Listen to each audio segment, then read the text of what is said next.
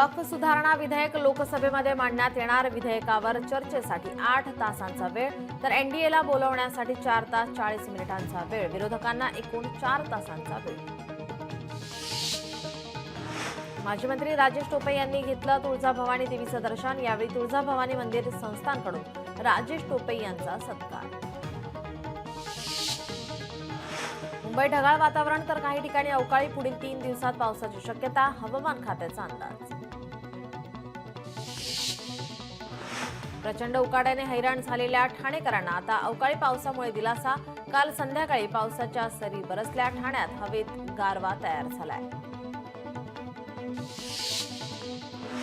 हिंगोली जिल्ह्यात अवकाळी पावसाची हजेरी. उकाड्यापासून नागरिकांना दिलासा. पिकाचं कुठेही नुकसान नाही.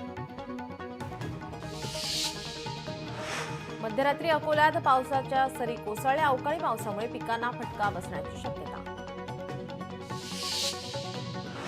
नवजात बालिकांसाठी आता श्री सिद्धिविनायक भाग्यलक्ष्मी योजना. शासकीय रुग्णालयात 8 मार्च रोजी जन्मलेल्या नवजात बालिकांच्या नावाने 10,000 रुपये fix. India got talent show मध्ये अश्लील आणि वादग्रस्त वक्तव्य करणारा युट्यूबर रणवीर अलाहाबादी याला पासपोर्ट देण्यास सर्वोच्च न्यायालयाचा नकार. अलाहाबादची वकिलांनी मांडली बाजू. रोजीरोटीवर परिणामाचा दिला हवाला. बेस्ट बसचा प्रवास आणखीन गारेगार होणार. बेस्टच्या ताफ्यात लवकरच 140 वातानुकूलित बसेस दाखल होणार. त्यापैकी 24 एसी बसेस प्रवासी सेवेत उतरल्यात. मुंबईकरांना दिलासा. शेअर बाजारात घसरण. सोन्याच्या भावात 200 रुपयांची वाढ. 91,600 रुपये प्रति तोळ्यावर. चांदीच्या भावात 300 रुपयांची घसरण.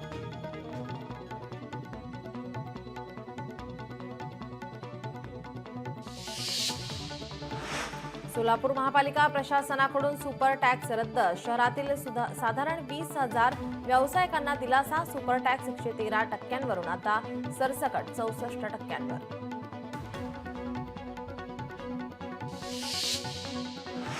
अमरावतीत विजेचा अपव्यय. दिवसा सार्वजनिक विद्युत लाईट सुरू. गेल्या 10 दिवसापासून लाईट बंद झालीच नाही. मात्र महानगरपालिकेचे याकडे दुर्लक्ष. देवदर्शनासाठी अनंत अंबानींची जामनगर पासून पदयात्रा. पदयात्रेचा आजचा 6वा दिवस. द्वारकेपर्यंत करणार प्रवास.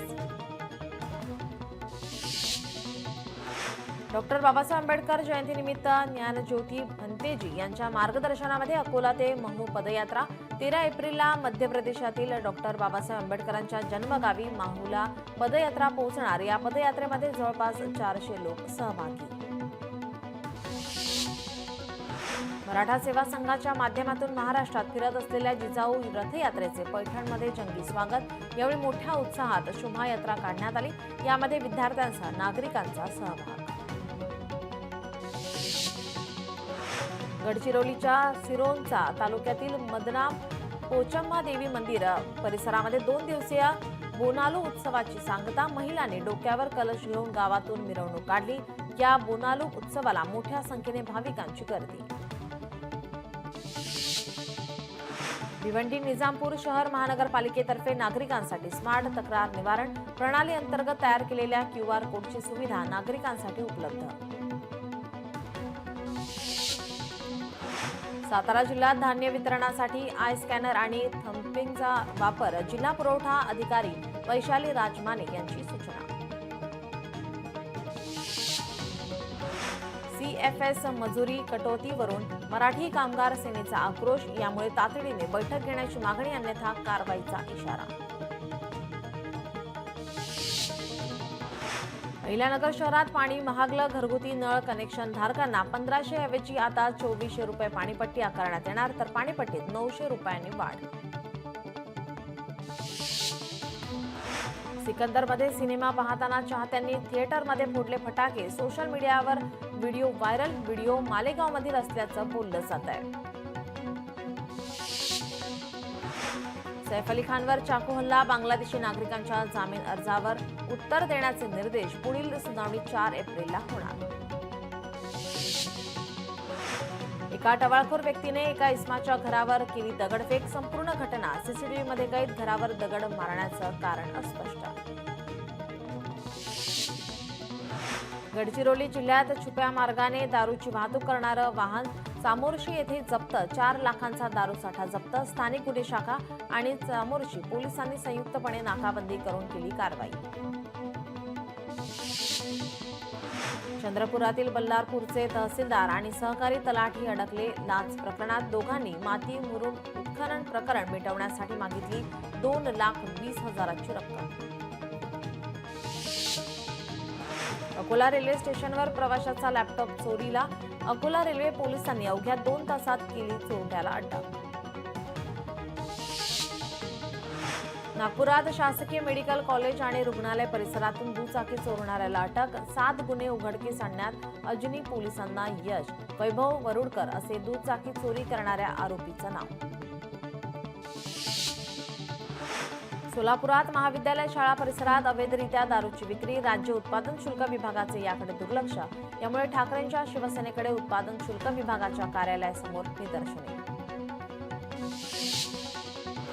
नांदेडमध्ये ऑटो आणि बसचा भीषण अपघात. देगलूर कारेगाव रस्त्यावरील घटना. अपघातात 15 जण जखमी. जखमींवर नांदेडच्या शासकीय रुग्णालयात उपचार सुरू. गुजरातमधील मेहसाणा जिल्ह्यामध्ये अपघात. प्रशिक्षणार्थी विमानाचा अपघात. विमानातील महिला वैमानिक जखमी. महिलेवर रुग्णालयात उपचार सुरू. नाशिक रोड परिसरात कोयता गँगची दहशत माजवणाऱ्या संशयिताला अटक. नाशिक पोलिसांच्या गुन्हे शाखेची कारवाई.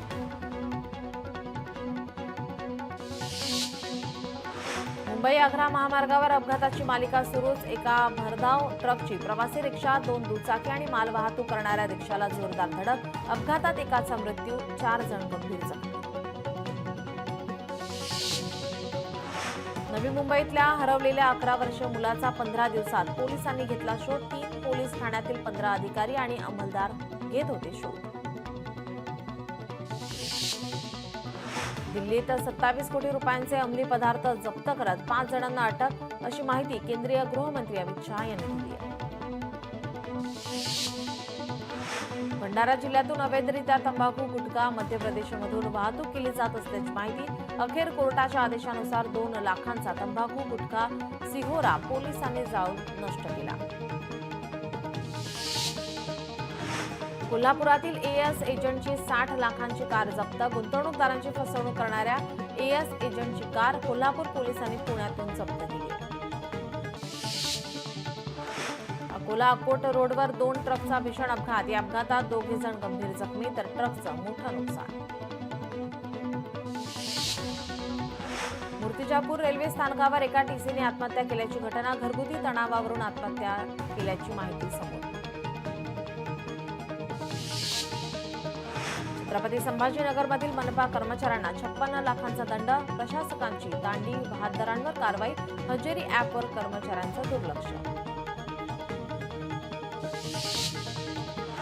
छत्रपती संभाजीनगरात शॉर्ट सर्किटमुळे घराला आग. आगीत सर्व साहित्य जळून खाक. अग्निशमन दलाला आगीवर नियंत्रण मिळवण्यात यश. हिंगोलीत सिद्धेश्वराच्या पंप हाऊसला आग. आगीत केबल जळून खाक. यामध्ये केबलचे 5 ते 6 लाख रुपयांचं नुकसान. हिंगोली शहराचा पाणी पुरवठा विस्कळीत. नागपूरमधील काटोल जिल्ह्यातील येनविरा गावात स्फोटकं बनवणाऱ्या कंपनीच्या गोदामाला आग. सुदैवाने जीवितहानी नाही. शॉर्ट सर्किटमुळे आग लागल्याची माहिती. सांगलीमध्ये गाडी चोरट्यांचा धुमाकूळ. डझनभर गाड्या जप्त. पोलिसांकडून 7,20,000 रुपयांच्या गाड्या जप्त. उल्हासनगरच्या कॅम्प 5च्या वीर तानाजी नगर जनता कॉलनीत विद्युत ट्रान्सफॉर्मरला मोठी आग. भीतीने नागरिकांची पळापळ. विद्युत पुरवठा बंद केल्याने मोठा अनर्थ टळला. कोथरूडमधील रस्ते आणि पाणी प्रश्नासंदर्भात मंत्री चंद्रकांत पाटील आक्रमक. वस्तुनिष्ठ अहवाल सादर करण्याचे महापालिकेला आदेश. सोलापूर रेल्वे स्थानकातून प्रवाशांचे हातोहात मोबाईल चोरणाऱ्या 3 चोरट्यांना लोहमार्ग पोलिसांनी केली अटक. त्यांच्याकडून 8 मोबाईल फोन हस्तगत. सोलापुरात उन्हाचा कडाका. उन्हामुळे टेम्पो जळाला. आगीमुळे टेम्पोचं मोठं नुकसान. उन्हाच्या तीव्रता वाढल्यामुळे आग लागल्याचा अंदाज. साताऱ्यात दिव्यांग प्रेरणा सामाजिक संस्थेच्या कार्यालयात महिला चोरट्यांकडून चोरी, घटना सीसीटीव्हीमध्ये कैद. सातारा पोलीस चोरट्यांचा बंदोबस्त करणार का, दिव्यांग संघटनेचा सवाल. उल्हासनगरात 2 व्यक्तींनी पोलीस असल्याची फसवणूक करत 1 लाख रुपये केले लंपास. पोलिसांनी सापळा रचून आरोपींना केली अटक.